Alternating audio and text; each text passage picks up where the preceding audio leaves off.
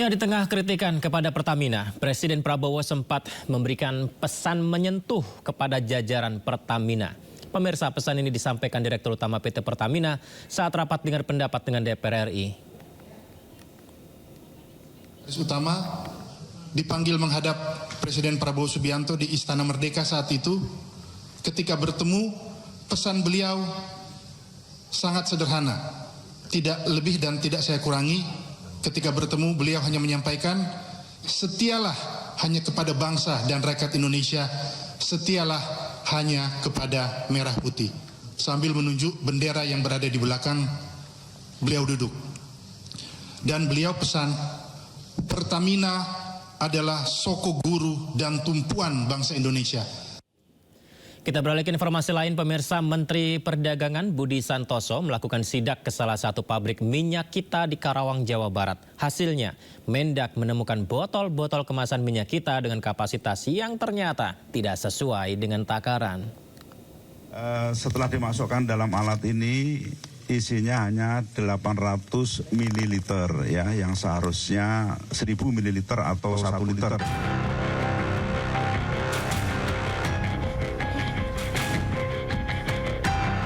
Inilah temuan Menteri Perdagangan Budi Santoso dalam sidak yang dilakukan ke salah satu pabrik minyak kita di Karawang, Jawa Barat.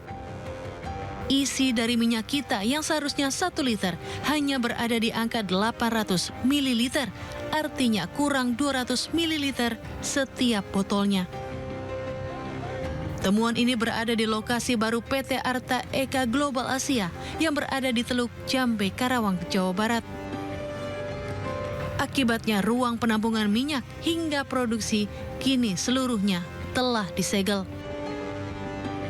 Sejumlah barang bukti berupa mesin produksi, botol plastik, dan minyak siap edar telah dipasangi garis kuning pengawasan dari Direktorat Tertib Niaga Kementerian Perdagangan.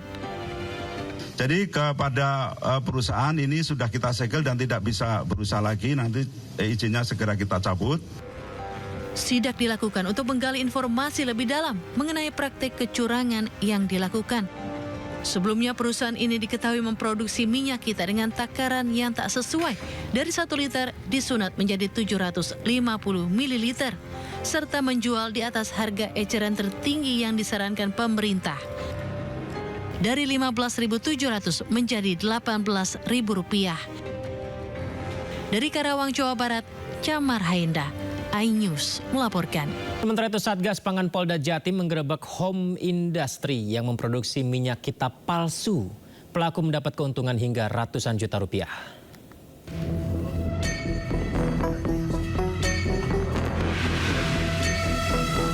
Polda Jawa Timur menggerebek sebuah rumah yang dijadikan tempat produksi minyak goreng minyak kita palsu di Surabaya, Jawa Timur. Pelaku mengemas minyak curah dengan kemasan minyak kita. Tidak hanya itu, minyak curah yang diberi label minyak kita ini takarannya juga dikurangi dari 1 liter menjadi 850 ml dan dijual di atas HET atau harga eceran tertinggi. Dari pemalsuan tersebut, pelaku usaha mengantongi keuntungan sekitar 720 juta rupiah selama beroperasi 1 tahun. Polisi telah mengamankan 2 tersangka yang saat ini masih dalam pemeriksaan di Reskrimum Polda Jawa Timur. Situasi sekarang, masyarakat juga harus bisa melihat mana yang benar, karena ini juga akan berbeda dengan harga yang ditetapkan. Dengan minyak curah ini kan belum tentu sama dengan yang minyak yang original mirip minyak kita. Sementara itu, polisi juga menggerebek rumah produksi minyak kita di Kecamatan Rajek, Kabupaten Tangerang, Banten. Pelaku mengurangi takaran minyak kita dalam kemasan 1 liter hanya berisi 750 ml. Petugas juga menemukan puluhan tumpukan dus minyak kita yang siap edar, serta 15 jerigen besar yang berisi minyak curah. Dari Kabupaten Tangerang, Banten, dan Surabaya, Jawa Timur, Aimarani, Rahmat Ilyas, dan iNews melaporkan.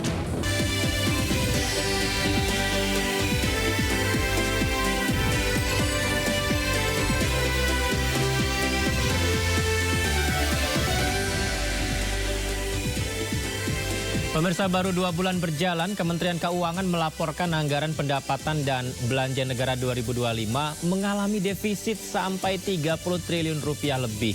Pemirsa, saya Yudi Handoyo. Anda menyaksikan Sindo Prime.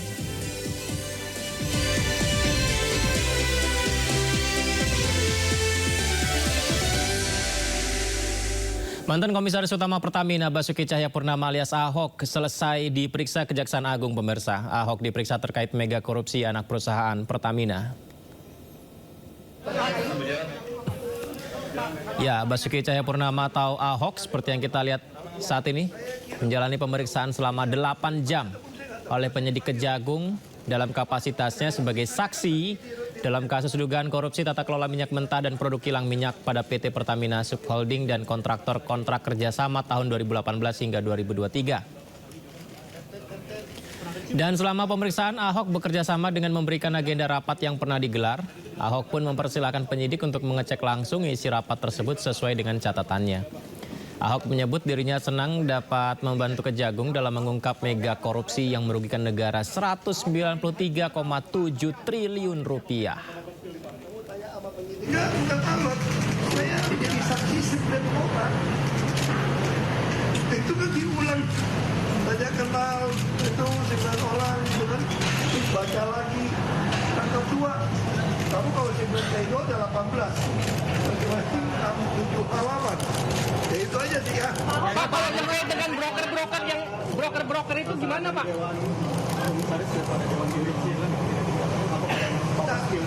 Nah, pokoknya ini aja, saya kira nanti tunggu aja, yang Kejaksaan Agung akan minta semua data dari Pertamina. Kan saya sudah tidak di Pertamina, saya nggak bisa kasih data. Saya hanya bisa ingatkan rapat ini tanggal berapa, saya punya agenda catatan. Sebelumnya Kejaksaan Agung menegaskan akan memanggil seluruh pihak yang diduga terlibat dalam korupsi tata kelola minyak mentah dan produk kilang Pertamina periode 2018-2023. Kejagung mengaku perlu periksa pihak terkait untuk pengembangan kasus dan penyidikan, termasuk memeriksa Ahok.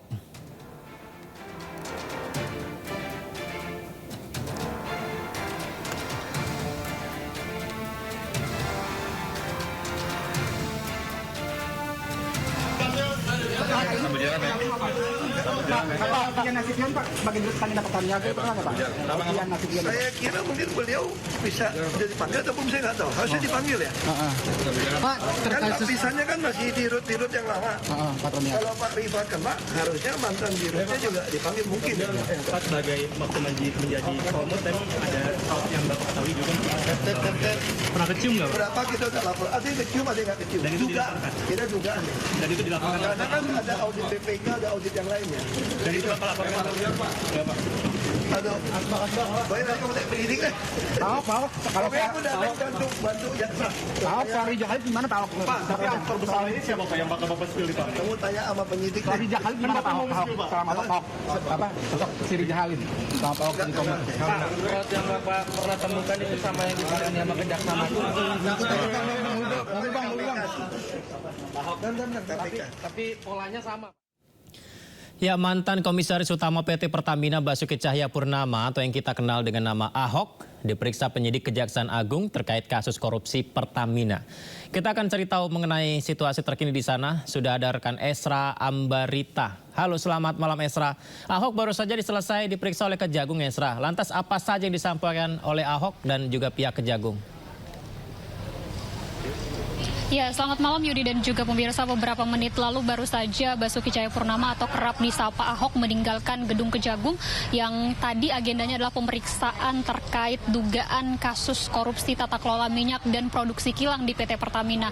Poin-poin menarik yang cukup kami dapatkan tadi dari pernyataan Ahok kepada awak media adalah bahwa ia terkaget-kaget ketika banyak sekali pertanyaan yang dilontarkan ataupun yang diberikan dari penyidik dalam hal ini terkait kasus korupsi ini. Dan kalau kami detailkan bahwa ia juga sampai harus terkaget-kaget mendengarkan pertanyaan, ada belasan pertanyaan yang ia dapatkan karena terbilang cukup lama sekali dari Ahok ini diperiksa, yakni kurang lebih ada, kalau kami estimasikan waktu dari pukul 8.45 pagi hingga pukul 6:30 malam, ada sekitar 8 jam kurang lebih dalam pemeriksaannya. Nah, sempat juga kami tanyakan mengapa terbilang lama. Nah, disebutkan oleh Ahok bahwa ini berkaitan dia harus menjadi saksi untuk 9 orang tersangka. Jadi satu persatu harus didetailkan terkait bagaimana dalam kasus korupsi ini. Namun menyoal dugaan pengoplosan, Ahok tadi mengatakan bahwa itu tidak menyinggung hal pengoplosan. Lebih dari itu, bahkan hal-hal yang di luar pikiran Ahok ditanyakan kepada para penyidik, dan ia juga menyampaikan, saya juga tidak mengetahui hal tersebut, namun bisa ditanyakan kepada penyidik. Namun yang penting ya bahwa Ahok terkaget-kaget terkait apa yang disampaikan ataupun apa yang ditanyakan penyidik. Kemudian juga tadi beberapa hal disampaikan Ahok adalah bahwa ia bersedia atas apapun nanti yang dimintai keterangannya dari pihak Kejagung dalam hal ini jika harus diperiksa kembali. Namun ia menekankan ia akan membantu, ataupun jika sekiranya ada dokumen-dokumen penting yang hendak ditanyakan terkait rapat, ia akan serahkan juga kepada pihak Kejagung. Namun lebih rincinya Ahok tidak membeberkan secara komprehensif. Ia meminta kepada pihak Kejagung untuk lebih lengkap terkait apakah ada fakta baru, kemudian apakah ada orang-orang baru. Nah pemirsa, untuk diketahui bahwa tidak hanya Ahok saja yang diperiksa, bahwa ada sebelumnya juga 10 saksi yang dipanggil Kejagung untuk melihat seperti apa kasus ini secara komprehensif. Nah tidak menutup kemungkinan juga akan ada pihak-pihak lain yang juga akan dipanggil untuk merunutkan seperti apa kasus ini. Dan untuk diketahui bahwa kasus ini merugikan negara setidaknya mencapai 193,7 triliun, dan salah satu tersangka yang ditetapkan adalah dari Direktur Utama Patraniaga, yakni Rifa Siaan, yang tentunya tidak menutup kemungkinan pula bahwa ada pihak-pihak tersangka lain karena ini mencakup hal yang cukup besar sekali. Demikian, kembali ke Anda, Yudi. Esra, kami ingin tahu apakah ada informasi tentang kemungkinan penambahan tersangka barukah dari kasus dugaan korupsi Pertamina ini, Esra? Iya, Yudi dan juga pemirsa, tadi sempat juga saya tanyakan kepada pihak Kejagung, Harly Siregar, menyatakan bahwa setiap hari pihaknya akan terus melakukan pemanggilan demi pemanggilan untuk merampungkan kasus ini. Namun tadi juga kami tanyakan kepada Basuki Cahayapurnama, Pak, apakah ada kemungkinan besar aktor tertentu atau pihak-pihak tertentu juga yang ada di balik korupsi, dugaan korupsi di tata kelola minyak PT Pertamina ini? Lagi-lagi tidak disebutkan, tapi tidak menutup kemungkinan bahwa akan ada orang lagi dipanggil, dan disebutkan bahwa nanti akan dibuka secara luas nanti di persidangan. Namun Yudi dan juga pemirsa, hal menariknya bahwa Ahok ini sempat mengatakan bahwa ada hal-hal tertentu yang tidak saya ketahui dan saya terkaget-kaget ketika dibuka, ketika ditanyakan di Kejagung ini. Jadi kita nantikan bersama apakah nanti akan ada nama-nama orang lagi, karena sampai saat ini penyidik maupun dari pihak Kejagung masih terus mendalami terkait kasus ini. Nah pemirsa, untuk diketahui bahwa kasus ini sudah didalami sudah terjadi sejak tahun 2018 sampai 2023, dan sekali lagi total kerugian negara kalau ditotalkan ini mencapai 193,7 triliun rupiah. Demikian, kembali ke Anda, Yudi. Baik, terima kasih banyak Esra Ambarita melaporkan langsung dari Gedung Kejaksaan Agung RI. Selamat bertugas kembali, Esra Ambarita. Ya, dan pemirsa, berikutnya kita simak pernyataan Kapus Penkum Kejagung Harly Siregar terkait pemeriksaan Ahok hari ini. Tadi sampai pukul 18 ya atau 6 sore bahwa penyidik pada jam Piksus telah melakukan pemeriksaan terhadap seorang saksi ya, atas nama Pak Basuki Cahayapurnama ya, bahwa pertanyaan yang diajukan oleh penyidik dalam pemeriksaan ini sesungguhnya masih bersifat pertanyaan yang umum ya. Setidaknya ada 14 pertanyaan pokok yang diajukan kepada yang bersangkutan, lebih melihat kepada bagaimana tugas fungsi yang bersangkutan sebagai komisaris utama dalam perusahaan atau korporasi yang holding ya, PT Pertamina Persero, terkait dengan pelaksanaan TUSI itu dalam konteks melakukan aktivitas pengawasan ya, pengawasan dalam kaitan dengan importasi atau tata kelola minyak mentah dan produk kilang di subholding PT Pertamina Patraniaga. Nah, yang kedua kami ingin sampaikan bahwa yang bersangkutan juga sesungguhnya pada kesempatan ini belum membawa dokumen-dokumen ya, lebih kepada data yang bersifat soft copy di soft copy. Nah, Dan menurut yang bersangkutan bahwa kita masih harus melakukan katakanlah pengambilan data di Pertamina, di Persero ya, untuk selanjutnya nanti akan dipelajari lebih dalam oleh penyidik.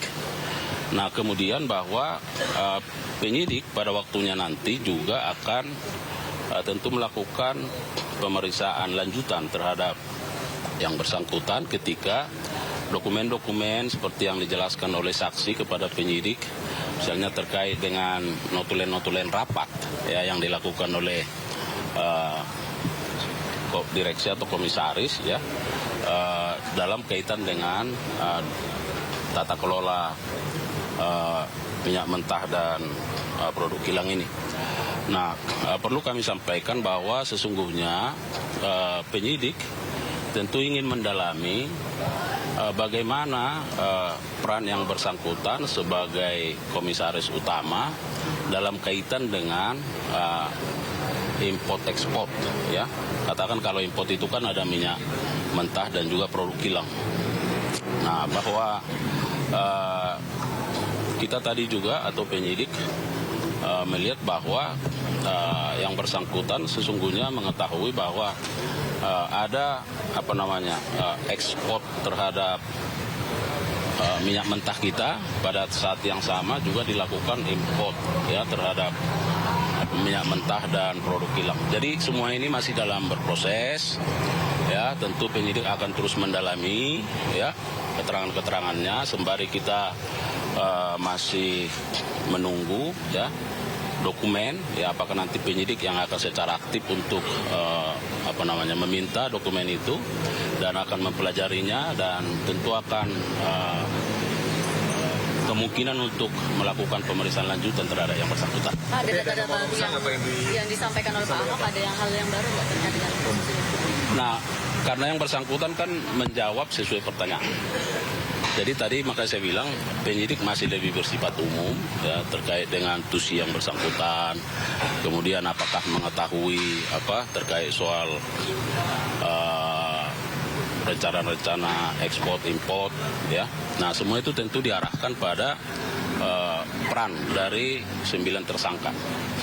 Terus kalau pemeriksaan terhadap Pemirsa, Kejaksaan Agung menetapkan 9 tersangka dalam kasus dugaan korupsi tata kelola minyak di Pertamina yang merugikan negara hingga 193,7 triliun rupiah per tahun. Pasca terungkapnya kasus dugaan korupsi tata kelola minyak mentah dan produk kilang Pertamina, DPR mendesak Dirut Pertamina Simon Aloysius Mantiri untuk memperbaiki tata kelola perusahaan hingga anak cucu perusahaan.